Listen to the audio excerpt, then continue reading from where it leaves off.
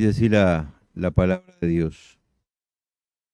Dice, luego cuando volvieron a reunirse en Galilea, Jesús les dijo, el Hijo del Hombre será traicionado y entregado en manos de sus enemigos.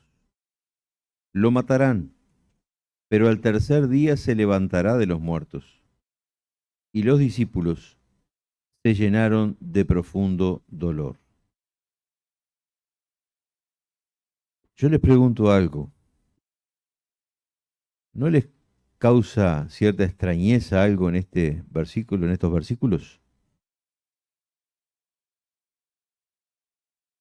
Porque Jesús les dice que, bueno, les habla de su muerte, ¿verdad? Que será traicionado, entregado a manos de sus enemigos, lo matarán, pero al tercer día, dice, se levantará de los muertos, o sea, va a resucitar. Y los discípulos, en vez de alegrarse, ¿qué hicieron? Se entristecieron.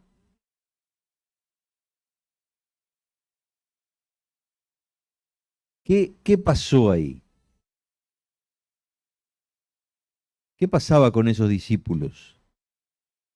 Habían estado casi 3 años caminando con Jesús. 3 años. 3 años los 3 años viéndolo hacer milagros. 3 años en que su vida no fue para nada monótona, digamos, a este respecto. Inclusive está resucitando muertos. Entonces, acá pasa algo, ¿no? Porque esta gente cuando Jesús le habla, le dice que se levantará de los muertos, que va a resucitar, o sea que la muerte no lo va a retener. Dice, y los discípulos se llenaron de profundo dolor, dice esta versión. ¿No querían que Jesús resucitara? ¿Era eso? No, no era eso. Faltaba algo, hermanos. Faltaba algo que hoy nosotros tenemos y está abundantemente en nuestra vida. Faltaba una persona que es la que actúa en la vida de todos nosotros para que nosotros podamos ser cristianos, creyentes, como quieran llamarles, como debemos ser. La presencia de esta persona, si bien desde el comienzo de la creación se la ve actuando, pero no estaba, digamos, en su plenitud en la tierra. Y estamos hablando del Espíritu Santo. Y vamos a ver algunos ejemplos de cómo era importante, de cómo fue importante la, la venida del Espíritu Santo cuando Jesús ascendió a los cielos. Fue fundamental, fue imprescindible. De hecho, yo no estoy acostumbrado a titular ningún tipo de mensaje, pero en este sí le puse un título y se llama El imprescindible Espíritu Santo. Imprescindible.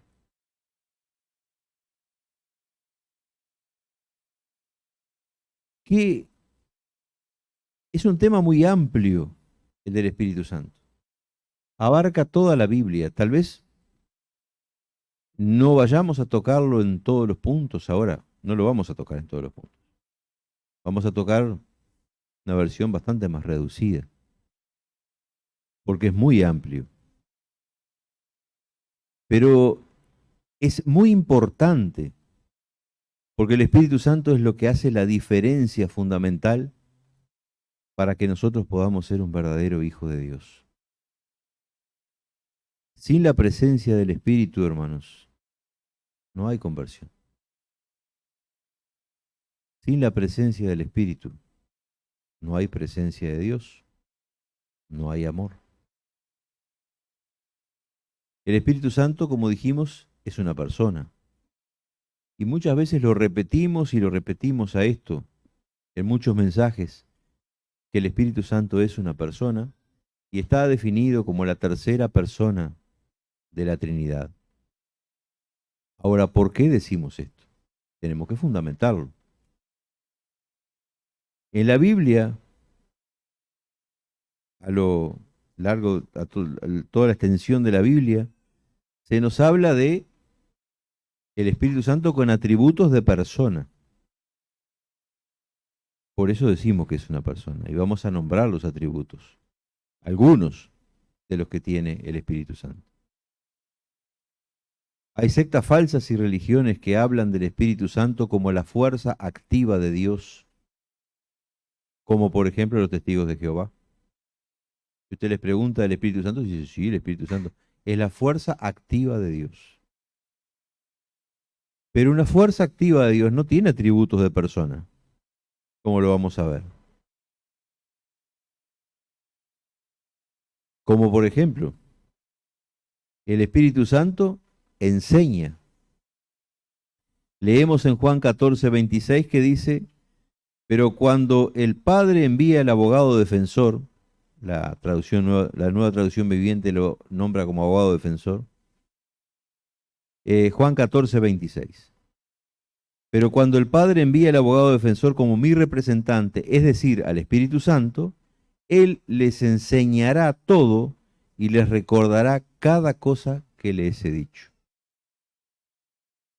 Yo pregunto, ¿una fuerza o una energía, como lo llaman algunos, enseñará algo?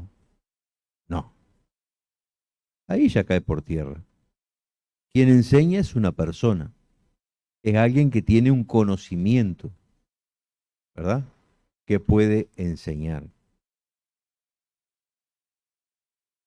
que tiene desarrollado el intelecto y otras características de persona. También el Espíritu Santo testifica, como lo podemos ver en Juan 15:26. Dice, pero a ustedes yo les enviaré al abogado defensor, el Espíritu de verdad. Él vendrá del Padre y dará testimonio acerca de mí, dijo Jesús. O sea que Él va a hablar de Jesús, de las cosas que Él conoce de Jesús y vaya si lo conoce, si es Dios igual que Jesús. Y si tiene toda la plenitud igual que Jesús, entonces puede hablar y mostrarnos a Jesús como Jesús es. El Espíritu Santo también nos guía. Romanos 8:14 dice, pues todos los que son guiados por el Espíritu de Dios son hijos de Dios.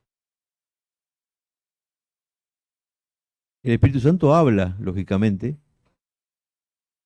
Primera de Corintios 2:13 dice, les decimos estas cosas sin emplear palabras que provienen de la sabiduría humana.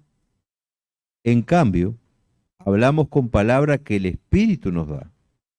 Usamos las palabras del Espíritu para explicar las verdades espirituales. El Espíritu Santo habla. El Espíritu Santo ilumina, o sea, dice, cuando venga el Espíritu de verdad, Juan 16:13, Él los guiará a toda verdad. Él no hablará por su propia cuenta, sino que les dirá lo que Él ha oído y les contará lo que sucederá en el futuro. Esto está en Juan 16:13. También lo hace el Espíritu Santo. El Espíritu Santo, como toda persona, también se esfuerza. Dice, entonces el Señor dijo, esto está en Génesis 6:3, viene el principio de la Biblia. Dice, entonces el Señor dijo, mi espíritu no tolerará a los humanos durante mucho tiempo, porque solo son carne mortal. En el futuro, la duración de la vida no pasará de 120 años. Y después la cortó un poco más todavía.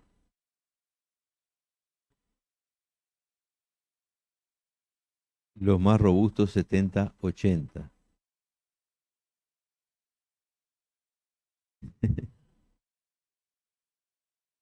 Bueno, estoy escuchando algunos comentarios que no los voy a reproducir. El Espíritu Santo también ordena. ¿Se acuerdan cuando Felipe se acercó a predicarle? No este Felipe que tenemos acá, el evangelista, se acercó a predicarle al eunuco que iba en un carruaje desde Jerusalén, que venía de adorar. El Espíritu Santo lo llevó hasta allí, a Felipe, y le ordenó, dice, el Espíritu Santo le dijo a Felipe, acércate y camina junto al carruaje. Y se ve que caminaron con el carruaje que estaba andando, hermana, todavía no había parado el carruaje. Lo hizo caminar un poquito por el desierto a Felipe. También el Espíritu Santo intercede, Romanos 8:26, y el Espíritu Santo nos ayuda en nuestra debilidad. Por ejemplo, nosotros no sabemos qué quiere Dios que le pidamos en oración, pero el Espíritu Santo ora por nosotros con gemidos que no pueden expresarse con palabras. La Reina Valera dice con gemidos indecibles. Esto está en Romanos 8:26. El Espíritu Santo también envía trabajadores a la obra. En Hechos 13:4 dice entonces Bernabé y Saulo, que después se transforma en Pablo, fueron enviados por el Espíritu Santo. Descendieron hasta el puerto de Seleucia y después navegaron la isla de Chipre. Y después vemos que hay una parte que dice que el Espíritu Santo dice que le apartaran a Bernabé y a Pablo para la obra, ¿verdad? Y son enviados a la obra. El Espíritu Santo llama, y ya vimos Génesis y pasamos por un montón de libros de la Biblia y vamos a ver Apocalipsis 22:17. Dice, y el Espíritu y la esposa dicen, ven. Que todos los que oyen esto digan, ven. Todos los que tengan sed, vengan. Todo aquel que quiera, beba gratuitamente del agua de la vida. El Espíritu Santo consuela. De hecho, es conocido como el Consolador. En Juan 16:7 dice, pero les digo la verdad, les conviene que me vaya porque si no lo hago, hablando Cristo a sus discípulos, el Consolador no vendrá a ustedes. En cambio, si me voy, se los enviaré a ustedes. Y el Espíritu Santo trabaja también, hermanos, como trabaja el Padre y el Hijo. Es el mismo y único Espíritu quien distribuye todos estos dones. Solo Él decide qué don cada uno debe tener. Y la Biblia nombra aproximadamente 9 dones que son exclusivamente dados por el Espíritu Santo. Hay otros tantos que son dados por el Hijo, aproximadamente son 5, y algunos son dados por el Padre, también lo menciona la palabra en el libro de Romanos. El hecho acá, hermanos, es que volvemos a la primera pregunta. ¿Qué faltaba a estos discípulos que no supieron discernir lo que el Señor les estaba hablando? Les estaba dando una gran noticia, y era una noticia para que se alegraran. Era una noticia para confiar en el poder de Dios, en su palabra, y ver la gran obra que estaba a punto de ser hecha en favor de ellos y en favor de toda la humanidad para que fuéramos libres del pecado. Y estos discípulos, como dijimos, anduvieron 3 años con Cristo. 3 años lo vieron hacer milagros. 3 años caminaron con Él, durmieron donde Él dormía, comieron junto con Él. En fin, convivieron de una manera cercana y no habían comprendido casi nada todavía. ¿Y cómo vamos a ver que no comprendieron nada? Tenían como toques de Dios a veces, pero en realidad no tenían profundidad en lo que debían comprender como hijos de Dios. Por ejemplo, cuando el Señor les pregunta, allí en Mateo 16:15, dice, ¿y ustedes quién dicen que soy? Y ahí sale siempre Pedro, ¿no? Pedro que era el más, digamos, el día primero siempre. Dice, Simón Pedro contestó, tú eres el Mesías, el Hijo del Dios viviente. Y Jesús le respondió, bendito eres, Simón, hijo de Juan, porque mi Padre que está en el cielo te lo ha revelado, no lo aprendiste de ningún ser humano. Pero esto fue un toque, después vamos a ver otras cositas de Pedro. En Juan 6:63, cuando Jesús les empieza a hablar a los discípulos, dice, le voy a leer acá unos pasajes, todo el pasaje para que lo entiendan mejor. Dice, solo el Espíritu da vida eterna. Los esfuerzos humanos no logran nada. Y las palabras que yo les he hablado son espíritu y son vida. Pero algunos de ustedes no me creen, pues Jesús sabía desde un principio quiénes eran los que no creían y también quién lo traicionaría. Dentro de los discípulos había gente que no creía. No es que fuera totalmente incrédulo, pero había cosas que no creía. Sabemos de Tomás, siempre le damos palo a Tomás. Por eso.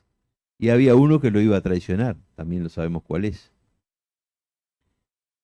Dice, entonces él dijo, por eso dije que nadie puede venir a mí a menos que el Padre me lo entregue. A partir de ese momento muchos de sus discípulos se apartaron de él y lo abandonaron. O sea, había más de los 12. ¿Se acuerdan que Jesús llegó a tener más discípulos de los 12? Los cercanos, los que él eligió, fueron 12. Pero ¿se acuerdan que por lo menos la Biblia menciona 70? ¿Cómo? 82. Pues, yo me acuerdo cuando los mandaba de dos en dos, en los 70. O sea que más de 12 en principio hubo. Y en este caso les estaba hablando, se ve que él estaba hablando a los 12 y a otra cantidad, y dice que muchos los abandonaron cuando él dijo todo eso. Entonces Jesús, mirando a los 12, les preguntó, ¿ustedes también van a marcharse? Y ahí saltó de vuelta, ¿quién? Otra vez. Pedro. Otra vez Pedro le dijo, Simón Pedro le contestó, Señor, ¿a quién iríamos? Tú tienes las palabras que dan vida eterna. Nosotros creemos y sabemos que tú eres el Santo de Dios. Hasta acá si vamos tomando en cuenta lo que Pedro dijo, digamos, qué tremendo creyente que era Pedro. Realmente era una persona que estaba completamente convertida al Señor. Pero después pasa un episodio. Cuando Jesús está allí en el monte orando y lo van a buscar los soldados. Vamos a leer Juan 18:8, vamos a empezar ahí. Dice, ya les dije que yo soy, dijo Jesús. Y ya que soy la persona a quien buscan, dejen que los demás se vayan. Lo hizo para que se cumplieran sus propias palabras. No perdí ni a uno solo de los que me diste. Entonces, sale Pedro otra vez, pero esta vez no sale con nada del Señor, ni a hablar nada que pueda edificar a alguien. Dice, Simón Pedro sacó una espada y le cortó la oreja derecha a Malco, un esclavo del sumo sacerdote. Pedro andaba armado. 3 años con Jesús. Y andaba armado. Esa espada no la pidió prestada. Él andaba armado. Es como si dijéramos después de 18 años que Sergio porta un revólver en la cintura, que no lo sabemos.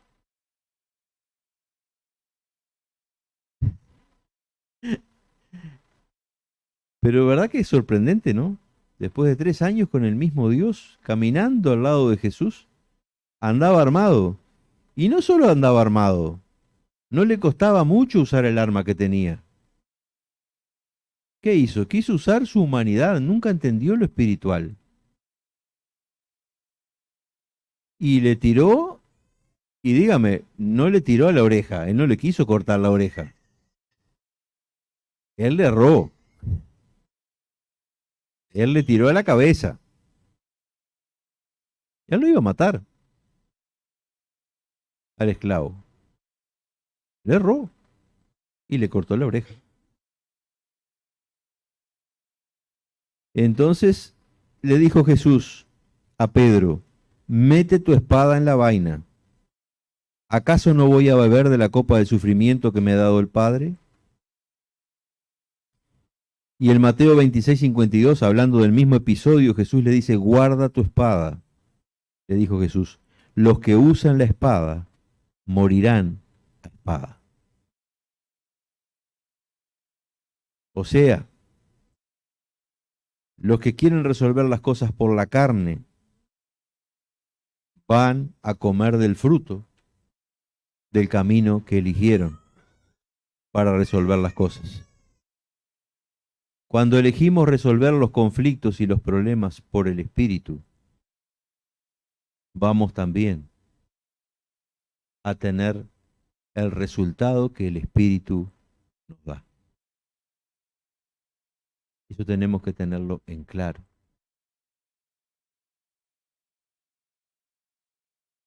Pedro en otra ocasión declaró, no fui yo que grité, hermanos. Pedro en otra ocasión declaró, aunque todos te abandonen, le dijo el Señor, yo jamás te abandonaré. Es una promesa del Señor. Dice, Jesús respondió, te digo la verdad, Pedro. Esta misma noche, antes de que cante el gallo, negarás 3 veces que me conoces.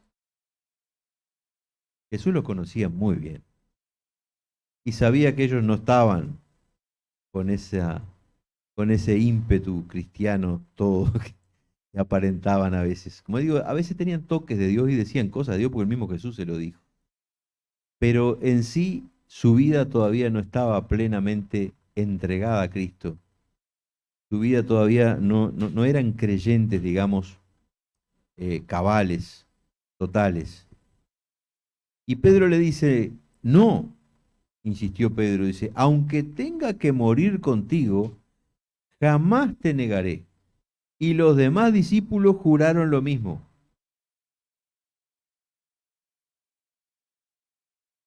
Pero ¿qué pasó después? El gallo cantó y Pedro lo había negado. Y aún pronunció que una maldición le cayera arriba si conocía a Jesús. Los otros discípulos ni hablamos porque se desaparecieron.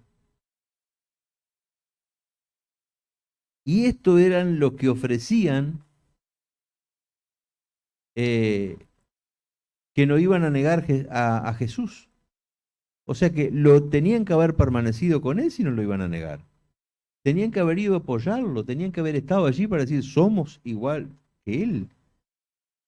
Somos sus discípulos, estamos junto con él. 11 se desaparecieron. 11 no, perdón, Judas ya estaba. 10 se desaparecieron. Pedro se quedó allí calentando las manos con los enemigos del Señor.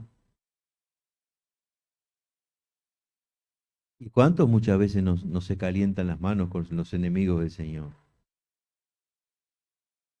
Hablando en forma metafórica. Y luego lo niega de una manera vehemente, cuando dijo que nunca lo iba a negar.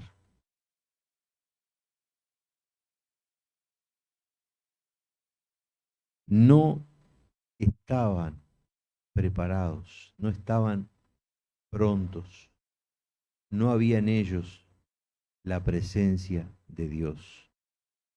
Conocían a Dios, convivieron con Él, pero Dios no vivía en ellos, aún. Ahora, Jesús les dijo, y está registrado en Hechos 1:8, pero recibirán poder cuando el Espíritu Santo descienda sobre ustedes. Y serán mis testigos, y les hablarán a la gente acerca de mí en todas partes, y en Jerusalén y en toda Judea, en Samaria y hasta los lugares más lejanos de la tierra. Y yo pregunto, ¿realmente no necesitamos poder para hablar del Señor? ¿Alguien puede hablar de Jesús en este mundo y enfrentar lo que sea usando simplemente su propia humanidad? No. Necesitamos a Dios. Necesitamos el poder de Dios. Y quien nos da ese poder es Dios que está en la tierra en este momento y es el Espíritu Santo. Aún continuamos caminando, hermanos, con Dios en esta tierra. No en forma visible, no en forma humana, pero aún seguimos caminando con Dios en la persona del Espíritu Santo. Dios está aquí. ¿Y cuántas veces nos olvidamos de que Dios está aquí? Pensamos, Dios está en el cielo, lejano, nos mira, sabe todo lo que hacemos, pero está en otro lugar. No, hermanos, Dios está aquí. Dios continúa caminando con nosotros. Continuamos como los discípulos, con una vida cercana a Dios cada día cuando somos creyentes, en el sentido de que vamos caminando con la presencia del Señor a nuestro lado y vemos también las cosas que Dios hace. Porque Dios no se jubiló, hermanos. Dios continúa haciendo cosas. Él dijo que era el mismo ayer, hoy y por los siglos. Es el mismo. Y va a continuar haciendo lo mismo.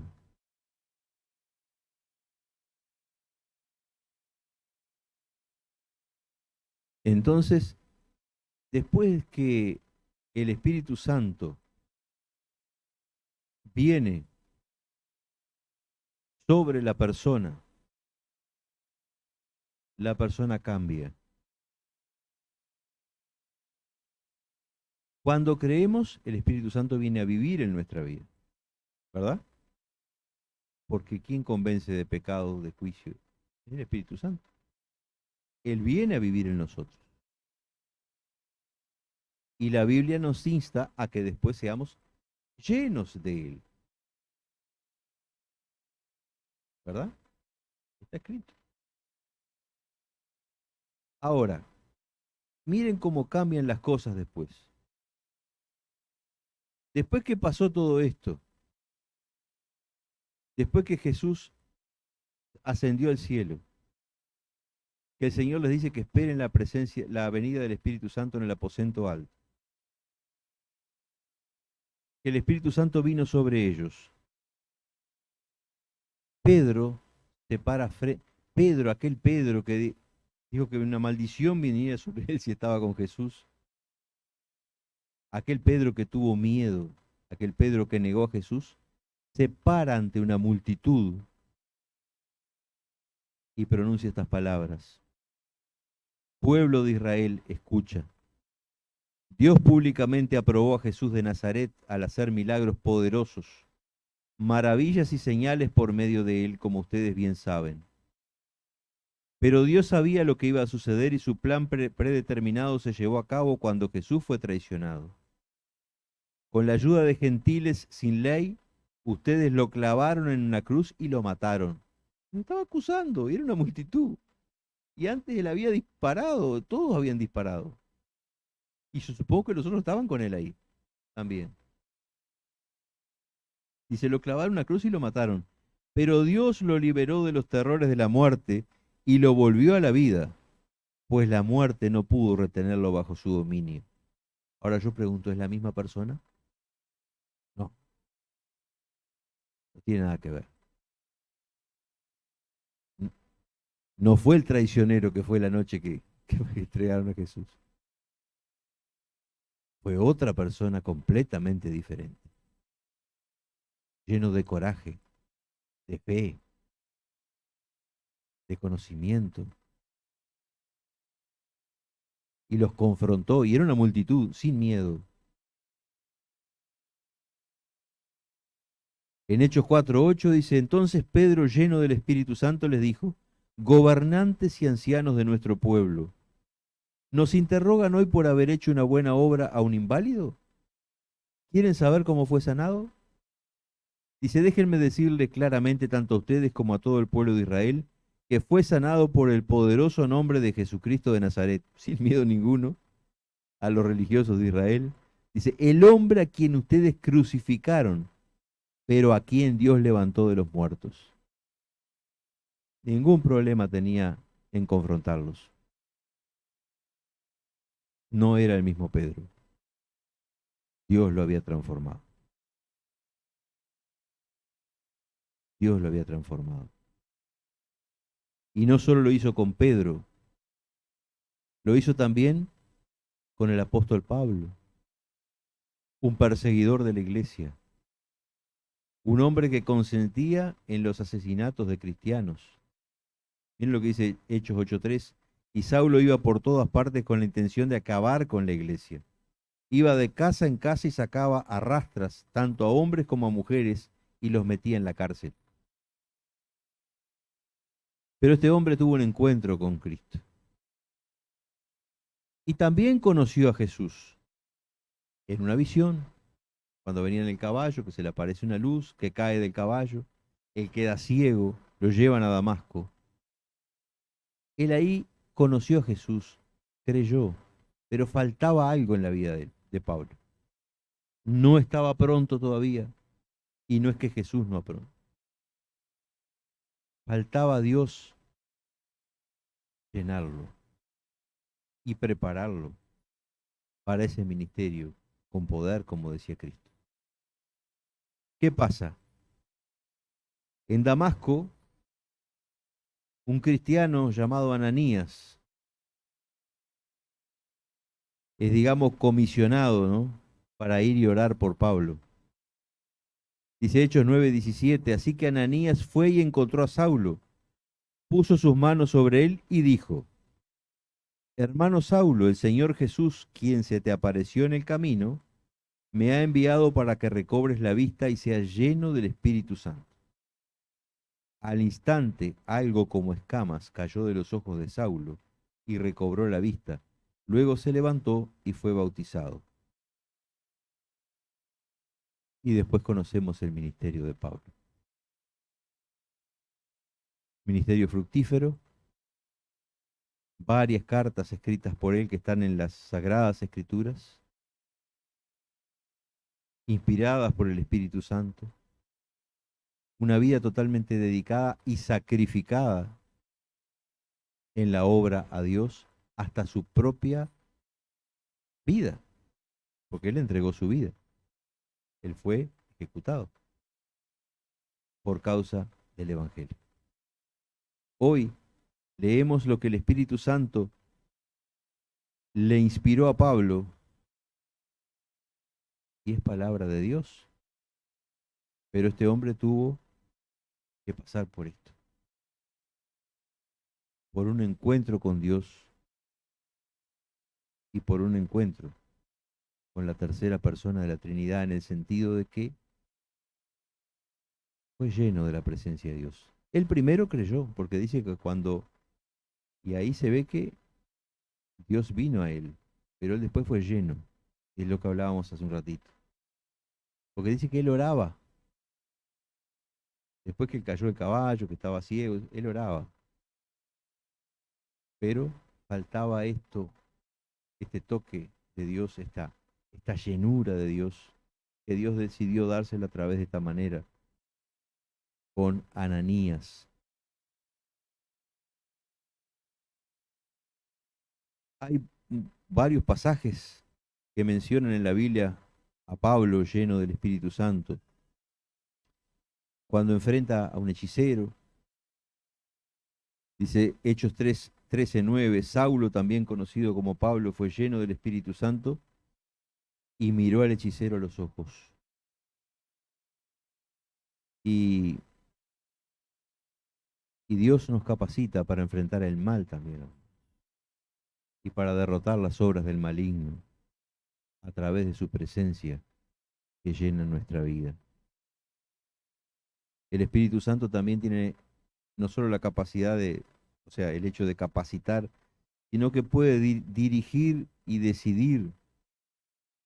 Por ejemplo, en Hechos 15:28, cuando había algunos requisitos que algunos judaizantes le querían colocar a creyentes de la iglesia.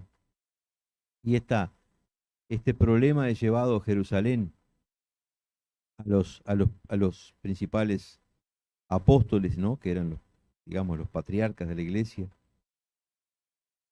Dicen en Hechos 15:28, pues nos pareció bien al Espíritu Santo y a nosotros. No es solo a nosotros, decidimos en concilio, esto que ustedes les van a llevar esta respuesta a los creyentes. No, no, me pareció bien al Espíritu Santo y a nosotros no imponer una carga mayor que estos pocos requisitos. Y ahí le nombra algunos requisitos que eran: deben abstenerse de comer alimentos ofrecidos a los ídolos, de consumir sangre o la carne de animales estrangulados y de inmoralidad sexual. Si hacen esto, harán bien. Esta versión dice a Dios. Eh, entonces el Espíritu Santo puede dirigir, puede, puede decidir también junto con debe decidir junto con la iglesia. Es fundamental que Dios decida, que el Espíritu Santo decida nuestros pasos junto con la iglesia, en cada momento, en cada paso que demos. Porque la iglesia, ¿de quién es? Es de Dios.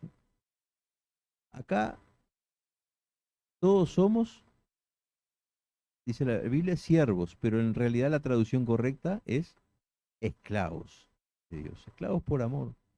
Y los esclavos no discuten lo que su Señor quiere hacer. Por eso siempre cada cosa que vayamos a hacer en la iglesia es bueno preguntarle a Dios, ¿no? ¿Qué quieres hacer, Señor? Buscar la presencia, ser llenos del Espíritu Santo. Señor, ¿cómo quieres hacer esto? ¿De esta manera? ¿De esta otra? ¿Este día? ¿Aquel otro? ¿Cómo quieres hacer esto?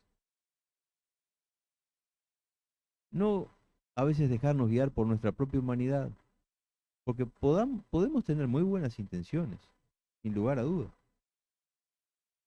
Pero lo que vamos a hacer, que está perfecto, es lo que Dios quiere que se haga. Porque la iglesia es de Él y Él debe comandar.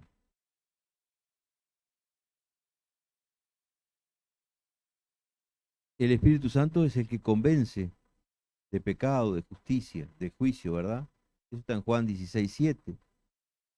Dice, pero en realidad es mejor para ustedes que me vaya, porque si no me fuera, el abogado defensor no vendría. En cambio, si me voy, entonces se lo enviaré a ustedes. Y cuando Él venga, convencerá al mundo de pecado y de la justicia de Dios y del juicio que viene. Yo pregunto algo. Si Dios no obrara, si el Espíritu Santo no obrara, ¿alguien se convertiría? Nadie se convertiría. Y nadie tendría fuerzas para hacer la obra que Dios quiere, y mucho menos como Dios quiere. Tenemos que anhelar que Dios, ya lo tenemos en nuestra vida cuando nos convenció, cuando nos convertimos y creímos en Él. Ahora tenemos que anhelar que Dios nos llene por completo. Como dice Efesios 5:18, no se emborrachen con vino, porque esto les arruinará la vida, dice. En cambio, sean llenos del Espíritu de Dios, sean llenos del Espíritu Santo.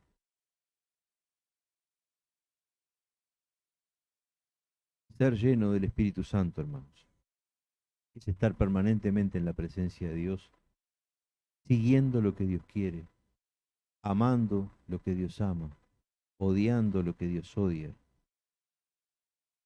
buscando esa presencia maravillosa que nos guíe a toda verdad.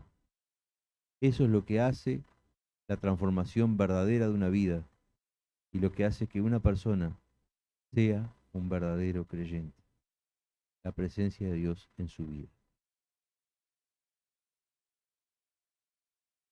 Así, hermanos, que hasta acá el mensaje. Como dije, hemos dado un pantallazo de lo que es la obra y la persona del Espíritu Santo. Es un pantallazo. El tema es muy amplio y llevaría un estudio bastante prolongado para entender bien cómo Dios eh, obra y quién es realmente la persona del Espíritu de Dios, la tercera persona. Pero lo importante es que tengamos en cuenta esto, hermanos.